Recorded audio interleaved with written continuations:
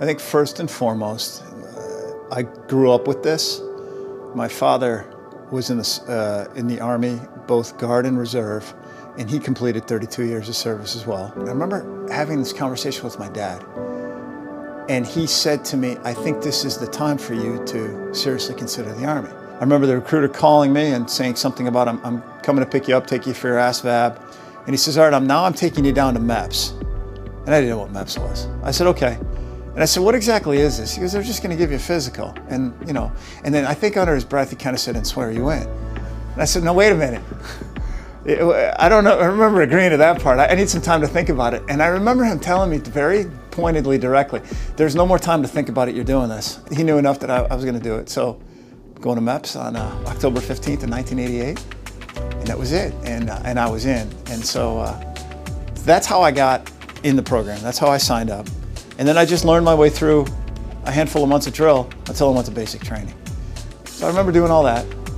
And I just stuck with it, got myself into ROTC, figured out how to do it. I look back on it, I was by no means the best cadet at all, but I had the skills. It was just a matter of putting it together. I think that really was the first couple of years prior to commissioning and some of the experiences I went through and why and all that. So deep down inside, I think all of us desire to be deployed. You don't always articulate that because there's others involved and you don't want to appear to be selfish and leave your family. However, this is our job. I think for me, everything changed after my first deployment. I was in for, it would have been 15 years or so before I deployed. I think that's where you started to put all the theory, training, practice into reality, and it came into play.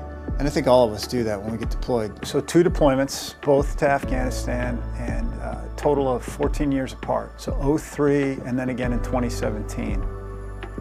Very, very odd experience to go back to a place you'd been that you never thought you'd see again. So we're talking 2017 here.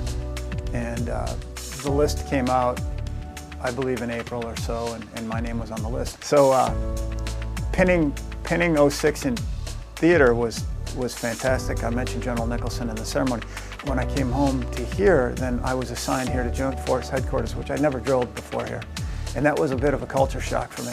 So when the RTI offering came out, I just was thrilled, absolutely thrilled. So I came on to JTF the first time. I came on and came off and came back on. This was going to be a strictly M-Day mission. And once I got my head around that, I said, oh, this is what I want. I want M-Day to prove to, again, to Ohio Army National Guard that the M-Day team can run a mission like this. You know, I can't speak enough about that team. We've transitioned the JTF right now into something that is just, I like to think of this ever capable organization. It's like the end of any command. It's like the end of any assignment. They never go the way you want them to go. But the reality is, you know, I still have a civilian job, like most of us do. So, yeah, I don't know what's coming next, to be quite honest with you. I've always had 2 jobs. I may look at a second job. I think teaching at night, history, for example, is something I would enjoy. But I just don't know. I don't know what the future holds. But, you know, we'll see what comes along the line. So.